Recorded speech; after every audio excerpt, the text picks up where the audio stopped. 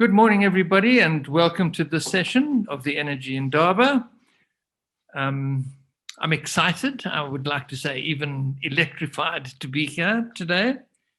And this panel will be looking at developing new energy models for IPPs that can support the growth of industry. And we have a very distinguished panel, which I will introduce you to shortly. But Andre de Ruyter, when we started this week, said that we're looking for a just energy transition, which obviously is one of the important things in what South Africans want to do and the rest of Africa. He mentioned that Israel now has a new facility which is running, and he said at a cost of 5 cents per kilowatt hour. So the world is changing rapidly around us. Eskom is I wouldn't say the elephant in the room, it's more like the herd of elephants in the room. We can't ignore them. We in South Africa dominate the energy of the continent, and Eskom dominates us. Louis van Pletzen suggested there's a leapfrog moment coming. Batteries, mobile power, they will leapfrog, so will distributed generation, micro-mobility will leapfrog the old ways of us all getting electricity. He said that huts on the hill don't need a coal-fired grid, but of course big mines do at the moment. He also said that Africa needs to dress up to be the attractive dance partner for the $1 trillion and trillion European stimulus packages. Can we do it? Sean Cleary said, we need urgent, collective, coherent action. That's what's needed.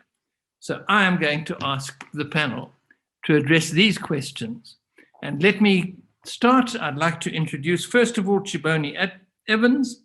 She's the CEO of SA Electrotechnical Export Council, fellow of the Chartered Certified Accountants, trained at Deloitte in Zambia, worked with global organizations like SAB Miller, the Mars Corporation, and Ms. Evans will talk about deconstructing the state-owned power utility model and the African Continental Free Trade Agreement, AGFTA. Also on how COVID has demanded accelerated reforms. Chibone. Thank you, Peter. Hello to all my fellow participants and delegates.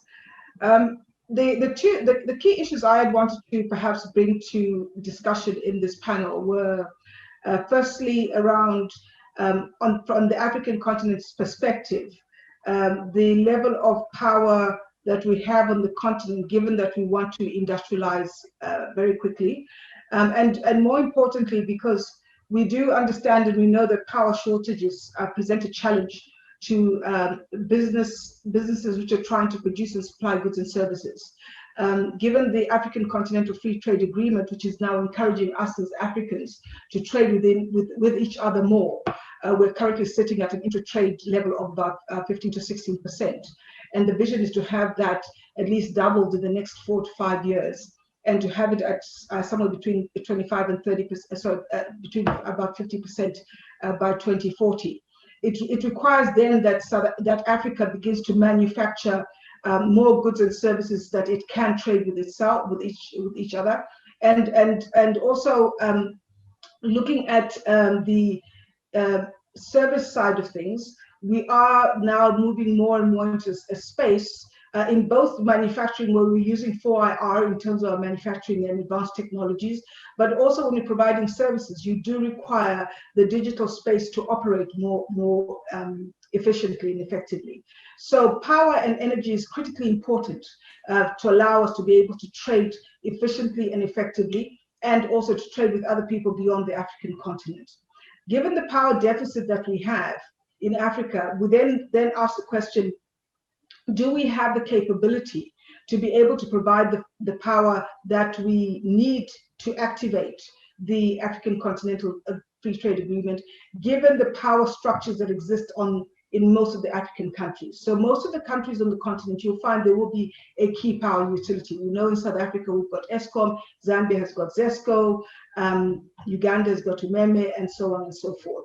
And we have to then ask, are these structures capable of delivering the power in the way in which we need it in the industrial spaces, and in the way in which we need it in the smaller SMME spaces, and also in the service industry, which requires power on tap all the time. And it is for that reason that I suggest that we will then have to critically look at deconstructing and realizing as Africans that we can no longer continue having those huge state-owned enterprises, because they cannot deliver power at the level and at the rate and efficiency in which we require it. For that, I think I'll stop there for now, and then maybe I'll touch on my COVID point later on. Thank you, Peter. Thank you, Chibani. Could I ask you, when you're saying that we can no longer have them, are you saying that they should disappear, or that we will have them, but they just won't be as dominant? I do believe that we'll still need to have them. I think it would be unrealistic to believe that they will disappear in totality. And I do believe that we need to have them for instance, a lot of our base load and for a lot of some of our critical infrastructure. So, and coming back maybe to my COVID point, we saw that when we had the crisis of COVID in all countries, the hospitals had to run with a certain level of power. You cannot have hospitals without power. So for those sorts of critical infrastructure, I do believe that government will be involved in providing power to those sorts of sectors. But there should be an allowance in terms of the regulation to allow the rest of the country, the business communities, for instance, to be able to generate their own power, so they don't have power failures as they try and manufacture goods. To allow consultants to have their organizations and engineering consulting firms to have their companies run efficiently without being unable to operate because they don't have secure power. So it is that sort of release of regulation that I think is required. If you look at some of the models that we have, you take, for instance, Nigeria, where they privatized their power sector many, many years ago, but they still held on to the transmission side of things. So I do believe, in my view, I think that's probably the model that we might end up going with quite a lot of the African countries, where you have the independent power producers coming with the generation side, and we find that there's a lot of IPP programs in a number of African countries. What isn't quite there is the distribution side, which is released, and also the transmission side. Right. Thanks, Chibani. That's fabulous. It's a great view of where we need to be, where we ought to go.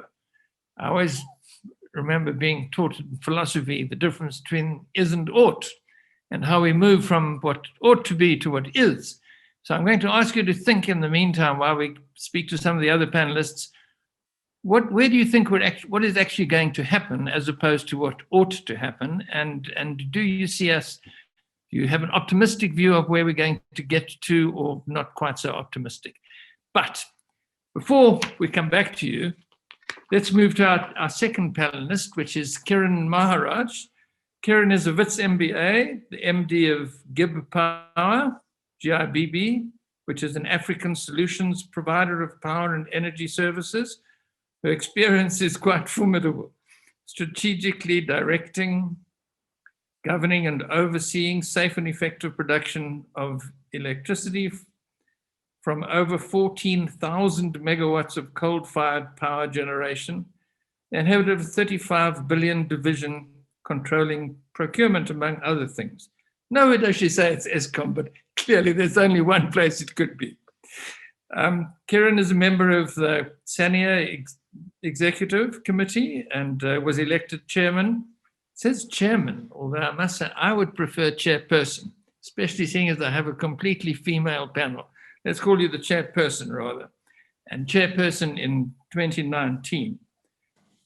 Kiran has 2 Shih Tzu puppies, which I think is fabulous. Helen Sussman was a good friend of mine, and she had Shih Tzu puppies, and she just liked the name, because I think she always thought it shocked people when she said, I've got Shih Tzu puppies. And she's an amateur photographer, and lockdown, she says, has unlocked her cooking skills, and my mouth is watering. Kiran says she'll be talking about self-generation. It's opportunistic, moving to a more open market, and much more. Kiran. Thank you very much, Peter, and good afternoon to my fellow panelists and participants in the conference. Peter, I think today you're probably one of the lucky few men in this country to spend your morning with 4 ladies. I'm not sure that happens very often, not necessarily to you, but to anybody. So yeah, I think you can have fun with that. Thank you. And by the way, Peter, I just want to say I didn't leave Eskom off my CV for any other reason than the way CVs are written. I'm a very proud ex-Eskomite and very, very grateful for my experiences that I had at Eskom. So just maybe reflecting a little bit about self-generation and the role that it plays in supporting the transition to new energy models. It's clearly a very necessary aspect. And I mean, the greater rise of consumerism that we have in this energy space, the better it is for the space. So you move away from this model where consumers are price takers to where they start to actively participate, not just in the pricing of the solutions or the energy that they use, but also in taking some level of accountability for the reliability and quality of supply, which I guess at the end of the day starts to unfold a different way for them to create a bankable business model. But I must just say that I think that also comes with its challenges, and we very often talk about, as part of the just energy transition, low carbon technologies and moving to new and different solutions, all of which I think are great. And if you look at the menu of options that are starting to open up in terms of innovative energy solutions, they're just getting longer and longer. And the types of technology and deployment of different resources in the technology is just starting to get better and better, giving the consumer, but perhaps even the traditional vertically integrated utility, the opportunity to choose some very different approaches to how they meet a power solution. And that's a great evolution we're seeing in the space. But one of the big challenges that we have is that energy intensive industry also has another point of adaptation, and that is to reduce energy intensiveness. So if you have 1 week of no sunshine, whether you have batteries backing up your renewable energy solution or not, you effectively left without a power supply after a while. And I mean, we see it all the time with the plant in the IPP program. The Northern Cape, for example, is not renowned for rain, but when it rains for a week, you lose 15-20% of your production. And if you had batteries, I mean, after a few days, that would also become a problem because you just wouldn't charge them to the levels necessary. So it is also requiring energy-intensive users to think and to transition the types of systems and processes that they utilize to being in a position where, whether it's from operations or from the deployment of technology, that they can look differently at how they run their businesses. The last point I want to make, and I have a lot to say, and I'm sure it will come out in the questions, but the last point that I want to make is that we have a vertically integrated utility, and it's not going anywhere. And some very key decisions have to be made around it. And at the pace at which transition is taking place in the economy, it certainly has a role to play for some time in the future. Besides, as South Africa Inc., we've spent a lot of money, and we continue to spend a lot of money as far as the investment we made in the utility. So the decisions that we take in this energy transition, in as much as it is time, and I fully agree with Sean clearly, we need to really start looking at how we implement things and collaborating to move solutions forward and really focusing on how we execute. But there's some big problems, some key issues, and let's not call them problems, but there are some key levers in this decision as part of the transition that we need to address. So the more self-generation we encourage, perhaps we need to look very deeply at what happens to the sustainability of the utility. We've already seen Eskom say that they need to reconsider how they spread their energy and capacity charges so that they can reach much better fixed cost recovery. The more users you take off the grid, you make the problem worse. So there's a lot of issues that need to be dealt with, the policy issues, the reform issues.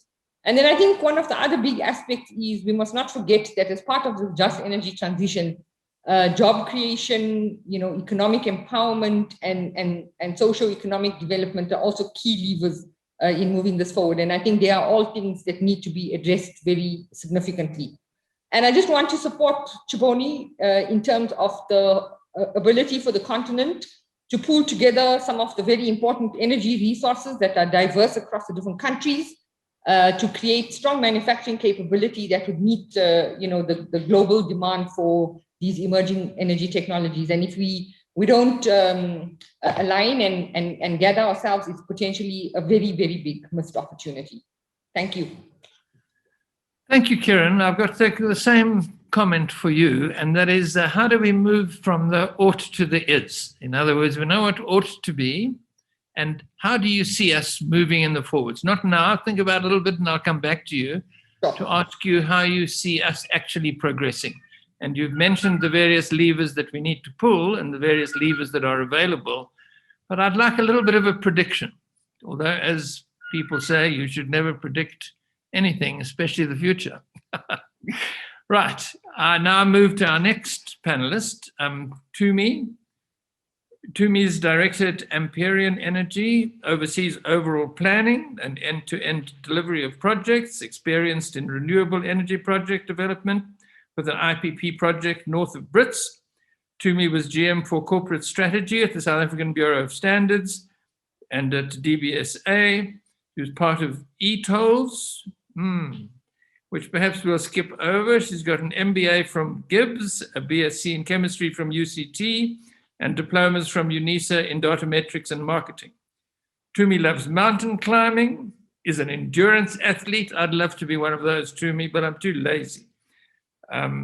Does some mountain biking. I bike in the Karoo, absolutely flat, no mountains, much easier. Tumi will talk to us about energy storage as a service, the use of arbitrage, I think it is, and independent storage companies, and so on. I look forward to hearing from you. Thank you, Peter. Thank you so much. I'm fortunate enough in that I'm wearing a number of hats. So I'm an IPP, or perhaps call it an emerging independent power producer, but in our group, we also have interest in a lithium-ion battery facility that we co-founded about two years ago. So my interest in this is really just acknowledging that there are a number of things that are becoming truth. We have load shedding. It is a reality for the next few years.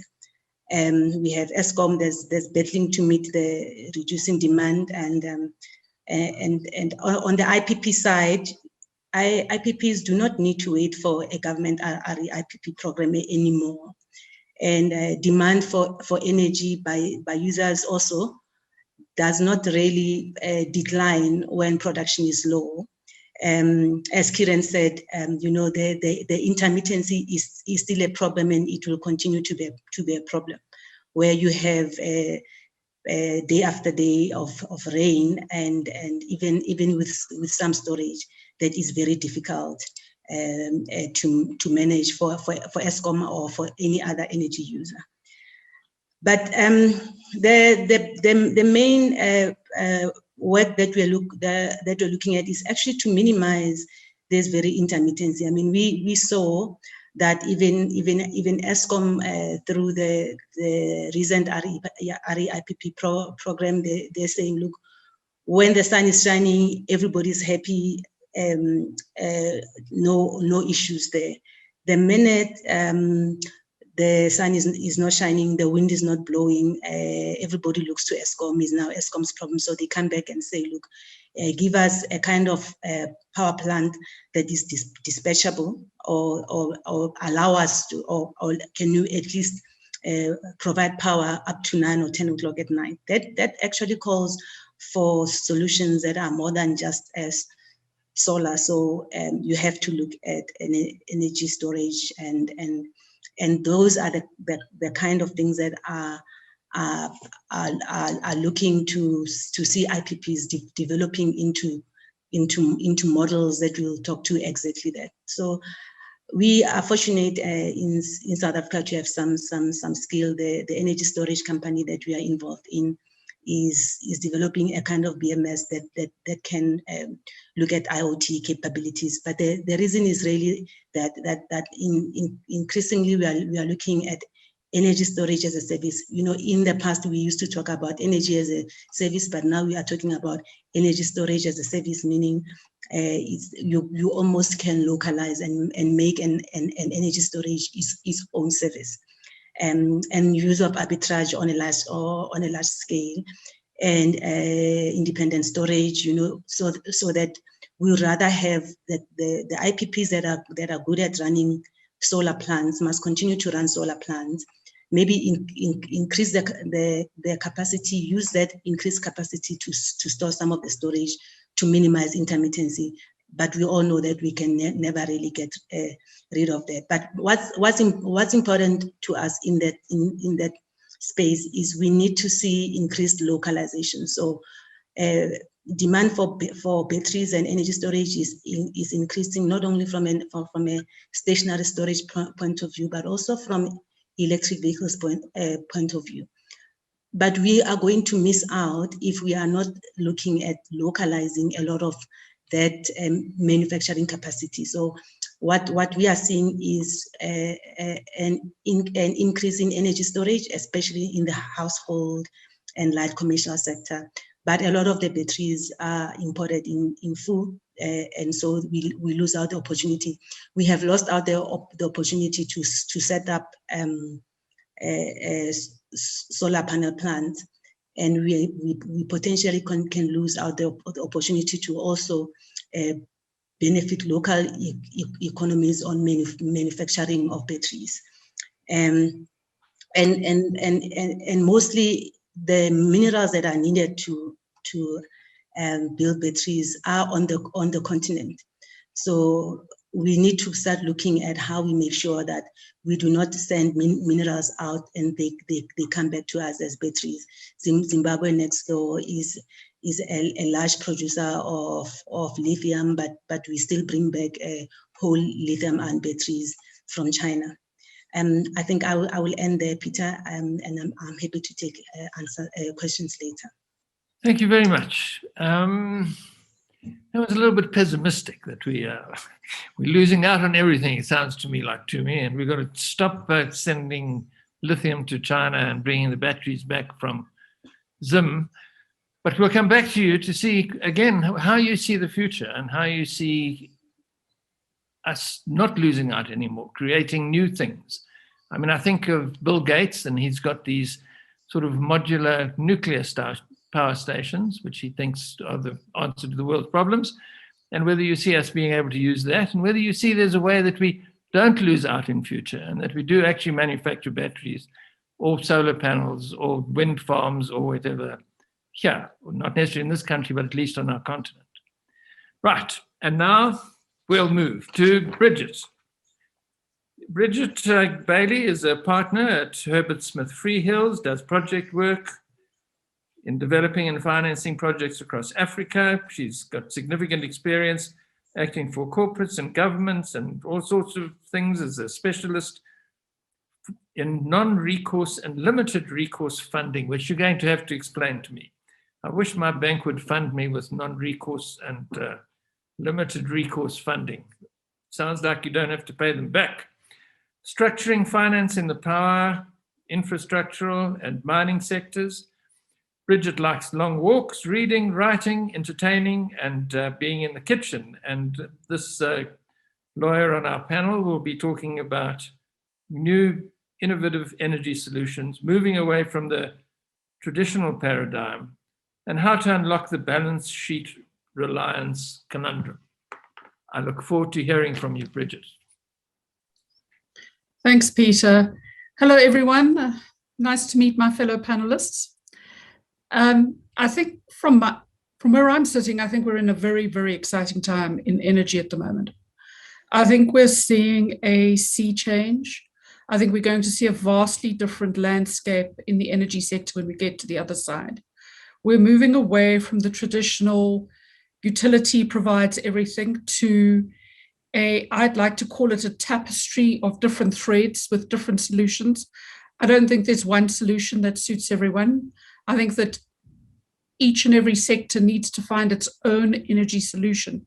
And I'm not being as anarchistic as I maybe am sounding, but I think there's a different solution for a rural farming community to the solution that big industry may be looking for in an urban center like Johannesburg or Nelson Mandela Bay. I think that we have a lot of policy changes that need to happen. My big concern is that the energy world is running away from our regulators and our policy drivers. Schedule 2 to the Electricity Regulation Act was significantly changed last year to free up and allow more people to develop their power plants without a NERSA license or merely with registering with NERSA. But even so, I don't think it went far enough. I don't think it was clear enough for non-lawyers to penetrate what was actually intended and where they can go and how they can navigate that landscape. I think that we have a lot of really interesting, to borrow from Kieran's language, levers that we've got to work out. We've got to work out how we have a funding model that doesn't place reliance on balance sheet, somebody's balance sheet somewhere. And limited recourse finance, Peter, is not that you don't pay the banks back. You definitely pay everyone back, but you don't have a big balance sheet backing you up. Basically, in the words of a very eminent project financier who I worked with out of the UK, it's cash is king, cash is king. So you're looking at the revenue flows of the project. But very often those revenue flows are not going to be good if the revenue's not there or if something goes wrong. And I think that we are on the cusp of trying to work out or trying to find a solution to the traditional models of financing. So I think that there's a lot of thinking we've all got to do. We're all coming at it from different angles and different aspects. And I'm hoping that with all the brains that we've got on this African continent, and believe you me, very often the rest of the world's looking to us for solutions, or we're leading, as we did with REAP, for example. I think that we in Africa can really show the rest of the world different ways to deal with the energy situation that we find ourselves in, with a just transition, but at the same time still having energy certainty with baseload. So that's my rather idealistic, anarchistic take on where we are at the moment. Nothing anarchistic about that. That's very hopeful indeed. Bridget, can I ask you to expand a little bit on, you say we're on the cusp of finding a new solution. I mean, do you have some ideas in that field as to where we're going to get the finance from? So look, the traditional pools of finance are all still available, and they're all lining up, and they're all extremely excited about funding different technologies and new technologies and ESG and making sure it's a new just world. The issue is making sure that they have the certainty they will get their money back, but at the same time making sure that you're not burdening someone like the government of South Africa or the government of Namibia or Anglo-American with this huge commitment to pay if things don't go well for the next 30 years or so. Right, so that's what we're on the cusp of discovering, on how to do that. I'm hoping we're on the cusp. Okay. Crowdfunding, who knows? Right, let's, I think I'd better just bring us back to what we're supposed to be discussing, which is looking at the developing of new energy modes for IPPs that can support the growth industry. So, Chibone, I'd like to go back to you and to ask the question I asked earlier, and that is, what is your vision as to what is likely to happen, as opposed to simply what ought to happen? All right, Peter. I think to respond to that, I'll start off with an overarching statement in that what is likely to happen is going to be driven, and if I speak specifically around the African continent, is going to be driven by the youthful population that we have on this continent. So there's going to be a point where we will no longer be sitting around making all the decisions and trying to move things forward. And the youth, by force of numbers and force of intellect that they have, and also because of the digitization and the digital spaces in which they operate, will force a certain way in which we need to operate and in which we need to have energy delivered. So getting the energy to the right people at the right levels and at the right time is something that has to happen. We can't get away from it. And Africa is sitting with a huge infrastructure deficit. I think the world a few years ago that was sitting with a deficit of somewhere in the next 10 years, of which, if you look at what the African Development Bank stated, 40% of our infrastructure spend is on energy. So we've got to be spending quite a lot of money on energy. And I don't think that the issue that we're going to have is trying to source the funding. I think there's a lot of people, as Bridget mentioned, there's a lot of people standing by to see what Africa is doing. And I think there will be sufficient funding, not just from outside, but also internally in Africa. I think there's some pools of money that we can tap into. So that, I don't think, is going to be our key issue. The key thing to get us to where we need to be is going to be the political will from the different African countries and the different African leaders to change their current ways of operating, to accept that they need to liberalize the energy sector and allow for certain things to happen. So if we look, for instance, in South Africa, we had an announcement made by our president as far back as last year, where during the SONA, and then the Minister of Energy also stated that they will allow for private generation of energy by, say, our mining sector. I think Minister Gwede Mantashe made the announcement during Mining Indaba last year. To this day, I think we're still grappling with making that statement that was made by the politician 12 months ago a reality today. And I think those are some of the things that's where our problems are going to be, is the statements can be made, but we need to be able to have the will from the politicians and the people below them to make sure that it comes into reality, because the policies have been put in place. So what is likely to happen is that we will have, I think, likely more what they're terming now prosumers, producers and consumers at a large scale, so like our mining industry, and at a smaller scale. So we'll be going to the rural communities and we'll be having off-grid solar solutions for, say, a rural community. Because coming back to where we are as a continent, as I said, the youth are forcing us to be at the same space. So the child that's sitting in a rural village in the Eastern Cape wants to be able to communicate on their phone that is working because it's been powered up and has got internet, to somebody who is sitting in perhaps New York City. So those are things that are going to force us to ensure that we have what is required for this continent to move forward. And there I'm just touching on some of the social issues, as opposed to, I have spoken before about the manufacturing and service industry, which is what we require to activate effectively the African Continental Free Trade Agreement. So where do I see ourselves going? I think the youth are going to force it. It will happen. The funding is there. We just need to make sure once we've made the statements, the political will is there, that things begin to happen.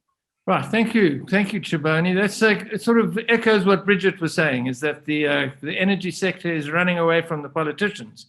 It's running too fast for them to keep up with the policy that they need. So us old guys need to be tossed aside, and the youth need to take over, especially in politics, where they can start moving swiftly in the way that youth can, because they're not scared of anything, and they can create new policies, which is what we really need, or the new policies, that swiftness of thought and ability to move quickly. But the youth will still need us, by the way, to guide them. I just need to make that point.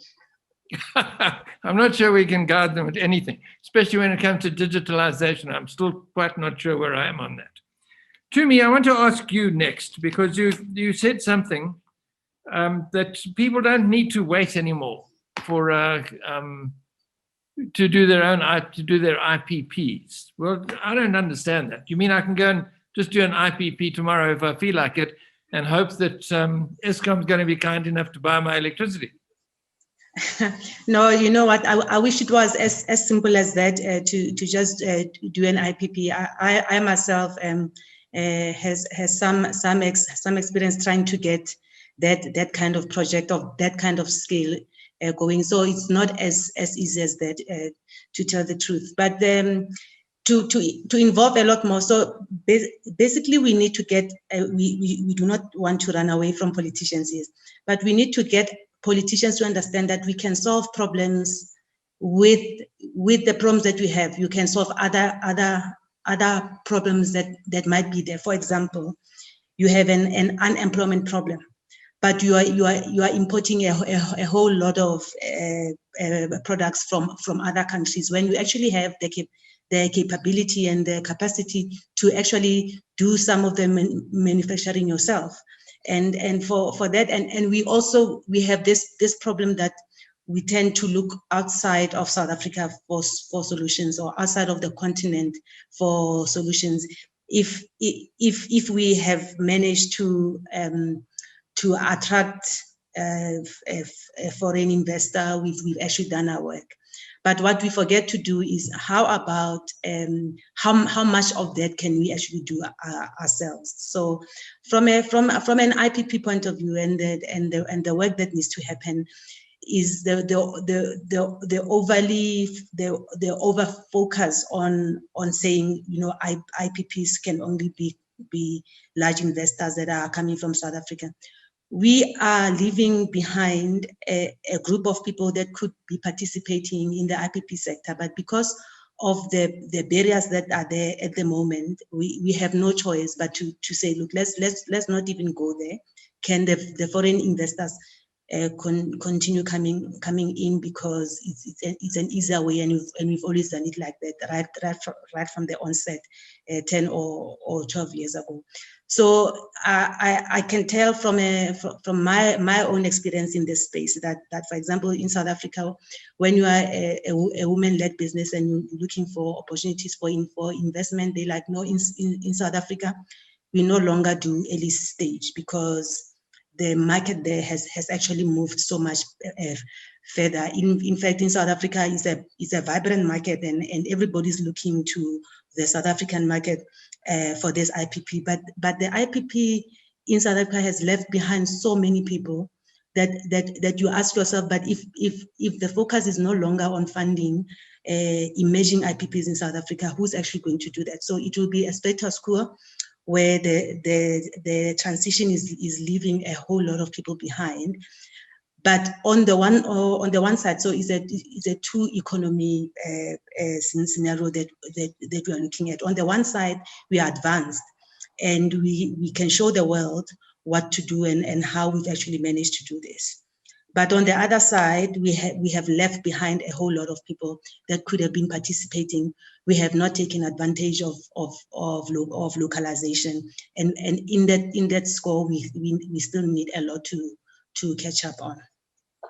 Okay, Tumi, again, you're a little bit pessimistic there on bad things that have happened and continue to happen, and I'm just wondering what you see the future as. I was chairman of a all-female, all-black-owned company, a recruitment company, and I don't know why I was the only man there as well, but we participated in round 2, and I must tell you, I was utterly amazed at the amount of paperwork. We had to sort of hire combis in order to take all the paperwork in order to try to build this IPP with the help of a foreign investor. That was spectacularly unsuccessful, let me tell you. It now seems that we've got over a few of those problems. You don't have to have those huge amounts of paperwork anymore. It seems to be a little bit faster that we can get into the IPPs. And it was you that said earlier that people don't have to wait so much for government anymore. And so, do you see some progress, or is everything bleak? We see some progress. Look, the biggest progress that I see in that space is that regulation has almost made it possible for IPPs to actually go directly to energy users and heavy energy users and say, look, rather than we go through RIP and we know how onerous the requirements are there, you can actually build a plant and do a bilateral with an energy user and do a bilateral PPA. So from that point of view, the liberalization has happened, but there's still a lot to catch up on. So on the emerging side, that gives an opportunity for other smaller players to actually get in, but the funding is still a big issue, and there are still lots of rules. You still have to go through a number of hoops, and we are seeing even middlemen, so to speak, or middle people, who are able to buy power from other generators and sell them on to municipalities or etc. So there is a lot that has happened in that space, but we still have to see how we can bring everyone else with us. You see the same people, so the same companies that were able to participate quite successfully in the large rounds and doing well round after round after round are also participating in the CNI space, in the mines, and in that kind of area. So the opportunity really to say that can the new models also take into account that we have to grow and bring others with us. Right. Well, you don't have to worry about the financing anymore, because Bridget's going to sort it out for all of us, and we're all going to be able to get some financing. Kieran, you covered it kind of with the experience of the big elephant in the room, of the dominant player on the continent, and in fact one of the huge players in the entire planet in terms of providing energy. How do you see us going forward? Are you optimistic? Peter, I am optimistic, and I think that let me tell you how optimistic I am. So on the 24th of January 2008, Eskom load shed for the first time after about 20-something years, and it brought this country to a complete crisis. Except that crisis had massive opportunities. We learned about energy efficiency. We learned about self-sufficiency. We learned, all these, the evolution of the IPP model and bringing on more renewable energy, and that was kind of predicated by this incident. So all of these major disasters have great silver linings if you look for them. So I think that, we currently have a lot of challenges, and even Eskom's current load shedding situation represents an opportunity for looking much deeper and much more integrated at solving your own energy problems. Now, the big challenge that we have, and this is kind of where there's a little damper coming, that comes on board, is exactly the things that Tumi is talking about. It's exactly some of the challenges that Bridget's talking about. And, one of the big issues is this bankability of your of funding. Is the project bankable? So the IPP program is very successful because it's underwritten by the government. And then you want to do a private bilateral power purchase agreement or energy purchase agreement, and then you need to make sure that the entity that's buying it is bankable. So, and yet the risk profile of investing in a smaller scale renewable energy asset as compared to a big 4,000 megawatt coal-fired power plant and a 50 million or 20 million ton a year mine is completely different. And it is that kind of thinking that actually hasn't factored into transitioning how the financial sector evaluates and reviews some of the investments that are being brought to the fore. Now, the financial sector is very keen to fund equity in the IPP program, and it's been one of the reasons that there is a level of local involvement in the IPP program, because the project itself and the government's backing creates bankability. But coming out of that, all of those players are now ready to move into different industries. It doesn't necessarily mean that they've made, grown a significant balance sheet in that time. So it's definitely something that needs to be addressed.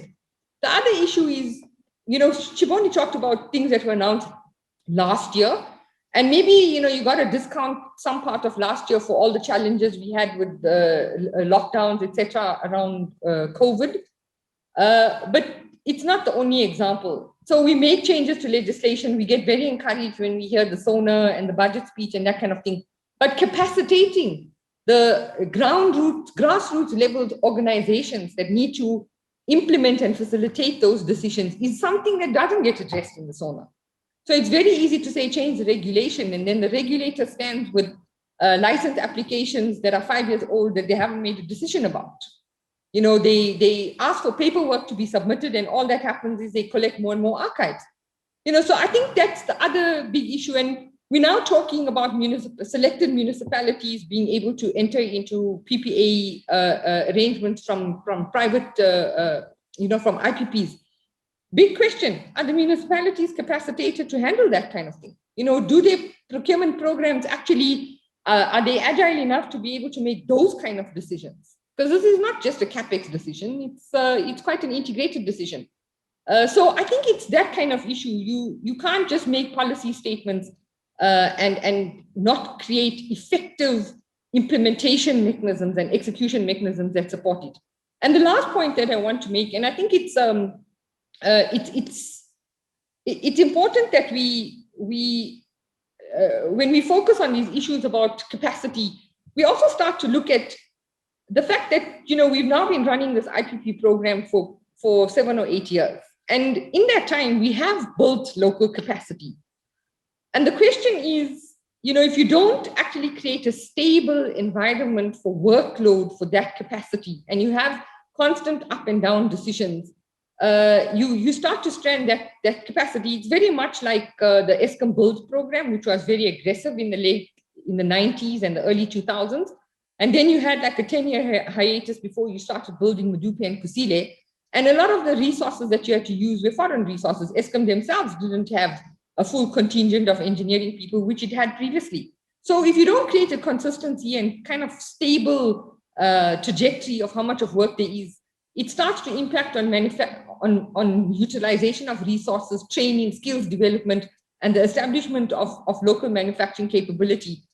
And I do understand that every decision is not going to have the right answer, the obvious answer, and it's going to hit constraints and challenges. But we need to actually navigate around those constraints and challenges to keep on this trajectory. You know, that's what builds national stability in terms of economic growth. And I think for me, those are some of the negative things. There is no question about it. The world of possibilities has opened up significantly. And if there's just the right mechanisms put in place, I think the deployment of these can be significantly changed from the position that it currently is. Thanks, Kiran. So you're talking about we need policy certainty, really. You know, this country, the policy changes from day to day, and then we need execution and implementation. We've heard all the promises. I spent a long time in Parliament as a reporter, and I heard lots of promises in Parliament, and there was not very much implementation. So again, we're going back to the politicians. We need implementation, we need execution of the promises that are made. So Peter, can I just add something there? I think that maybe we must almost change the thinking from policy certainty to program certainty. So a policy is announced, and a program, whether it's a manufacturing or whatever, accompanies this policy announcement. Then policy is changed because the politicians change, the world changes, you know, unforeseen events happen, etc. And you can't expect to still stick with what you have. But you also got to decide whether you will continue with those programs and manage the consequences of continuing and readjust your policy at some point rather than dumping things in the middle of an execution program. That creates a much greater backward trajectory than actually dealing with the consequences of changing policy. Sure. Thank you. Yeah. I once had the Crown Prince of Belgium, actually he's now the King of Belgium, to lunch. And he came with a couple of his ministers.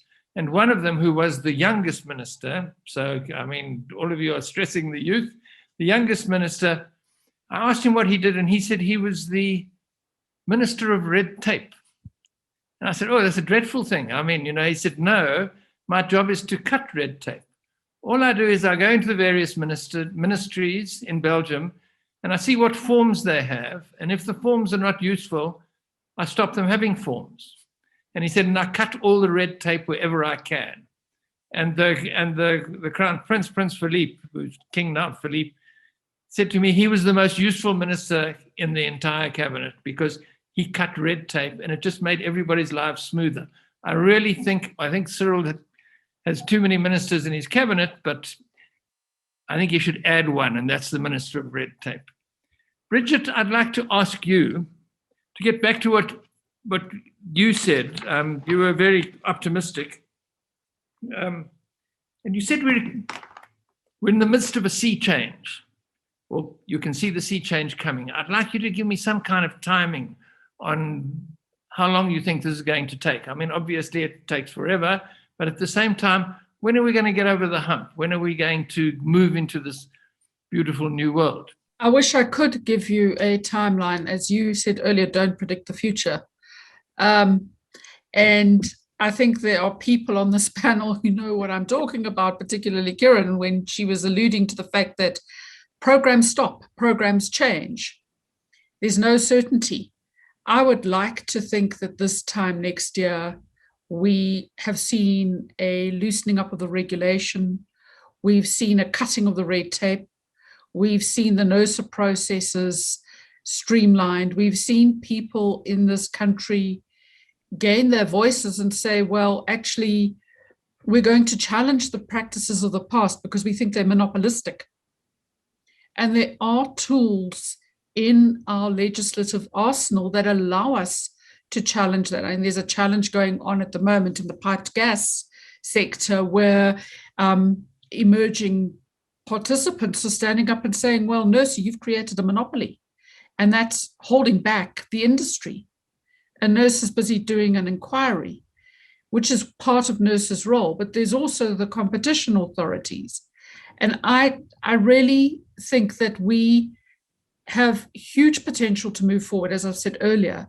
But if the legislation doesn't change, if we don't see the freeing up of the requirements for a license and who can self-generate or who can generate and sell on, who can wheel in the grid. Yes, you can access the grid. Yes, you can wheel in the grid, but it doesn't really happen practically because of the wheeling costs. If we understand what is meant by municipalities being in good standing before they can do their own programs, because that's a statement that's used in the municipal generation regulations. I don't know what it means. I don't know that it's ever been explained to anyone what is meant by a municipality being in good standing, but that's a blocker to a municipality like Cape Town being able to do its own power program. I'm an optimist. I have to be. I'm a lawyer. If I'm not optimistic, I'm not going to carry on with my job because we see so much difficulty and we have so many hurdles to cross. But I would love to say to you, 2 years' time, I think we're going to be in a utopia where IPP programs continue. The solar panel people who started in Cape Town and then had to shut down because the program hit a hiatus. And we're going to see the local communities in the Transkei actually doing their own wind projects or having a meaningful participation, and that we're growing our economy in that way, in that grassroots sort of way.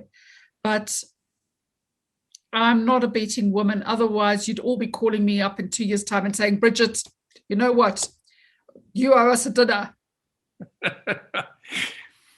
Bridget, if I was president, as obviously I should be, but and I made you the head of NERSA and I made you Minister of Energy Affairs at the same time, how long would it take somebody that really concentrates on getting things moving swiftly? How long would it take to be able to change NERSA to become agile and to change the energy field for it to become agile? Whoa, you are now hitting on political minefields, because I don't think that this is just a doing game. I think that there's a political landscape that has to be navigated here as well.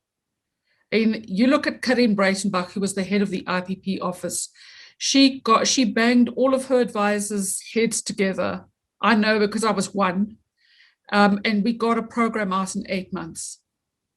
And it was a world-class program that everyone around the world applauded and has tried to emulate. If somebody's got the will, you can do it in a very, very short space of time. And we've seen other governments do it in a short space of time. However, we do have to recognize the landscape that we have to cross in South Africa. And that is that there are different stakeholders with different interests, and we need to take everyone along with us on this journey. Otherwise, things can unravel. That's my view as a lawyer. Right. Okay. I see that, but I think sometimes you have to unravel things a little bit. You need to sort of shake the pot a little bit. Otherwise, if you're too cautious, I think we end up where we are at the moment with everything tied up. Can I ask each of the panelists, none of you have mentioned nuclear energy and the likelihood of sort of not pebble bed, but whatever Bill Gates is talking about, or where we're likely to go with nuclear, or is there any chance of nuclear, small nuclear, tiny little things, as opposed to huge stations? Let's start with Kieran. Thank you. I think that for me, nuclear energy definitely represents an alternative, whether it's small or large scale. And I think, the considerations around large scale nuclear energy and again, the government guarantee in terms of, off-takes and making the project bankable is a big concern. And I mean, we're looking at a utility that has R500 billion worth of debt. And we've looked at, we don't often talk about how much the government has underwritten in the IPP program from a debt perspective. So the debt limit from an energy sector perspective is very high. And you bring a nuclear in, you obviously put the country in an even worse situation. And I think that's the issue with large scale projects. On the nuclear side, I have to say, I've had very interesting engagements with some very pro-nuclear people. I'm not anti-nuclear, but very pro-nuclear people. And there's always this issue about cost and, the competitiveness, the argument that it is very competitive with coal and baseload and renewable. I guess the numbers will bear itself out. I mean, when Eskom embarked on a program to build Medupi and Kusile, they were not cost uncompetitive. They were the latest technology that was available at the time. And then we've seen so many challenges unfold in the execution, which has increased the cost significantly. And I think those kind of parochial interests and that come into unfolding these very large scale programs would be prevalent in the nuclear program is no different. In terms of nuclear, I think also the other thing is, and I'm not a nuclear expert, but the technical and the operations issues around, the safety barriers and things like that need to be maintained in nuclear. That's also something challenging. But having said that, I think it represents an opportunity to build a skill set in the country that could actually contribute positively. And again, we've never progressed a massive enlarging of the skills base in the nuclear fraternity, given that we have Coburg and, obviously we have some of the other nuclear medicine and AEC type of entities. And, sadly so, if you look at some of the world's biggest nuclear plant in the world, the ones that's been commissioned in Abu Dhabi, and that the commissioning team are all South Africans. And we've had that skills base in the country and we've let it go. So maybe it's something that we definitely need to start looking at. I believe there's consultations going on at the moment with NERSA around the capacity for nuclear energy program. But again, I think, the issues around bankability, funding, and then cost competitiveness. And then I think also, who eventually owns it, who operates it, and whether there is an appetite to entrust it to a private sector. An IPP nuclear, but maybe that needs to be the small nuclear. Chibani, what do you think? Peter, I think taking from what Kieran has just pointed out, especially when you look at the technical and operational and safety issues around building a nuclear plant, and I would hazard a guess that at this stage, one would have to have it in government hands for those reasons.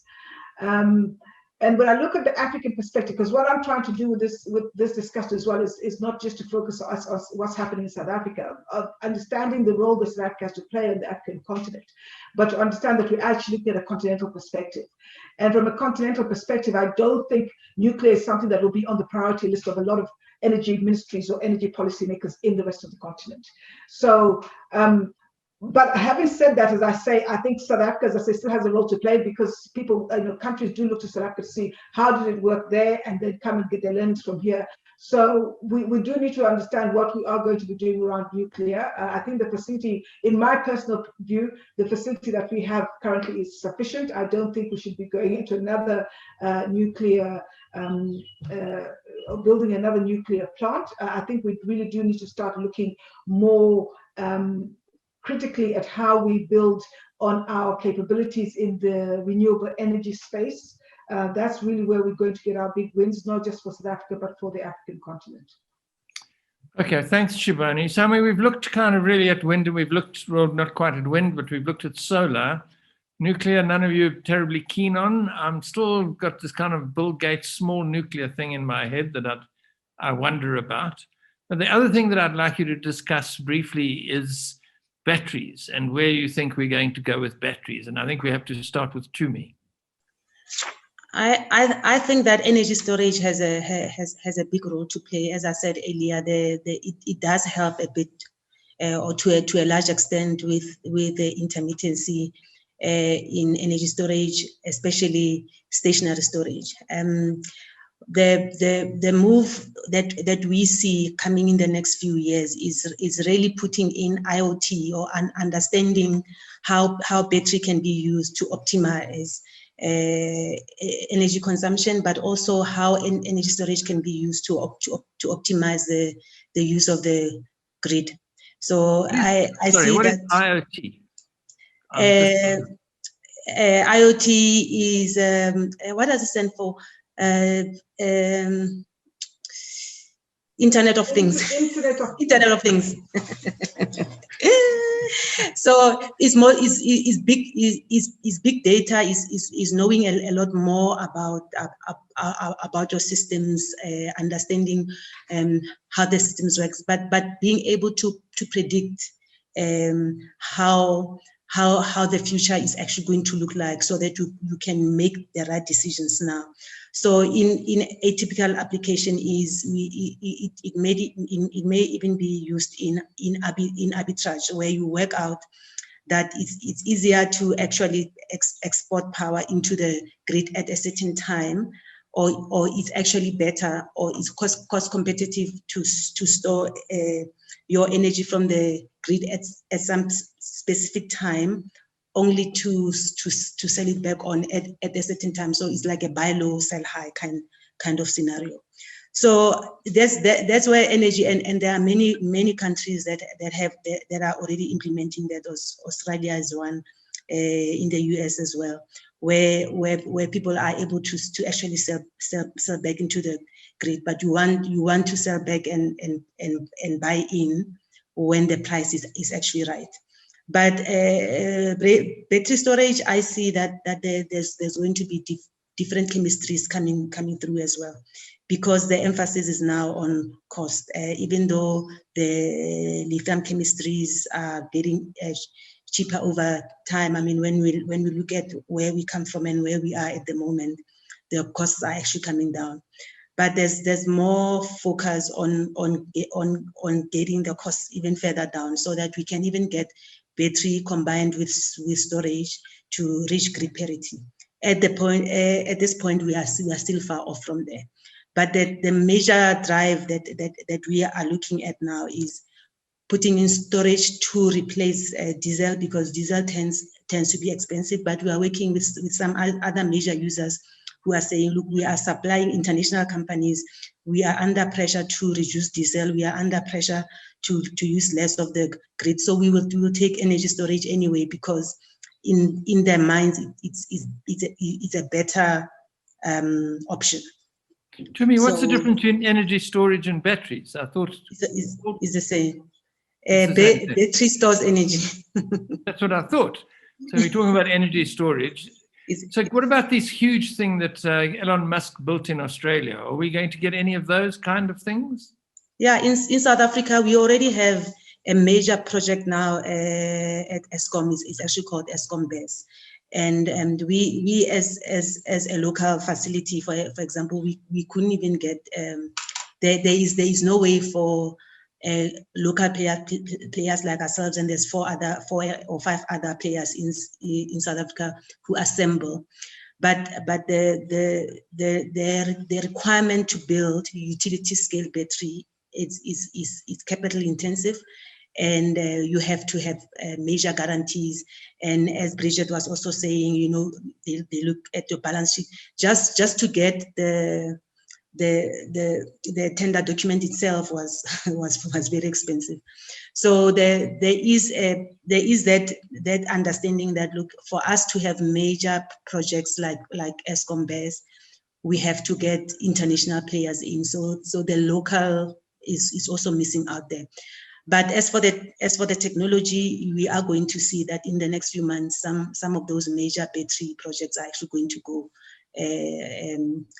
online, and these are major projects. I mean, we have much more than we have ever seen in South Africa, in the continent, and in many other countries. They wouldn't have seen that bigger project. And they're going to be in South Africa. Yes. In the Western Cape would be the first one. Well, we're getting some hopeful stuff from you here, to me. I was worried because the rest of it was it's not all bleak. Gone wrong, right, in what we ought to do. Okay. Right, we're getting towards the end from my timing. I think we've got a couple of minutes left. So I wonder if I could ask, Kieran, do you want to say something? Yes, I want to say, so I think I just want to contribute to the conversation on battery. I think, creating stability and reliability in a power system in power generation has always been prevalent. So in a coal-fired power station, you had a coal stockpile. You have pump storage plants, which are massive water stores that you use to generate. In gas, you would look at how you contract your upstream gas supply so that you can create reliability. In this world of intermittency, to embed dispatchability, storage is a massive option. But I think that we also need to think broader from storage. So, when we had those small little batteries many years ago, it gave rise to dust busters and all of that kind of thing, reinventing equipment and how we use things. I think that is the opportunity that batteries create. So vehicles, definitely. But I think that if you start to look at the deployment and use of processes and systems in businesses, it doesn't necessarily mean you have to have centralized power capability. A battery now starts to give you an option for decentralized, and it also gives you an option to start looking at the different use cases where you can broaden the deployment. Thank you. Bridget, any thoughts on financing batteries? The banks are lining up. Lots of people are really interested. I think the issue is the certainty that the battery producers will give around the reliability of their equipment. The government launched its risk mitigation IPP procurement program last year, and a large number of the 28 bids that went in December were going to be using BES. The issue was it's not necessarily a proven technology to the level that other technologies are proven. But having said that, I think people are lining up. And I think that we're going to see a lot of BES in the future. There's a government round that's planned 500 megawatts later this year, which will just be for BES. I think it is planned in September this year. So to me, there's your opportunity there's going to be a huge local content requirement. And I think that's going to be an ideal opportunity for the 4 or 5 South African companies that do battery storage to participate. And so good on you for being on this conference and flying your flag. Right. Okay, well, I think we now have to fly the flag for the whole of the Energy Indaba, and to say thank you very much to my 4 panelists for a very interesting discussion. I've certainly learned a lot, and I hope that everybody who's joined us has learned a lot from what they've had to say. Clearly, there's quite a bit of criticism in terms of agility for both the politicians and the implementers. I mean, bureaucracy always gets in the way. Let's hope we can cut red tape as much as possible. I do think generally the outlook is optimistic and that we are in for a sea change, that there are a lot of new things happening. Our president seems to at least begin to understand the energy scenario and what is needed. So I'm very hopeful for the future. Thank you all for your contributions, and thank you to everybody who has joined us this morning. Thank you. Thank you very much. Thank you.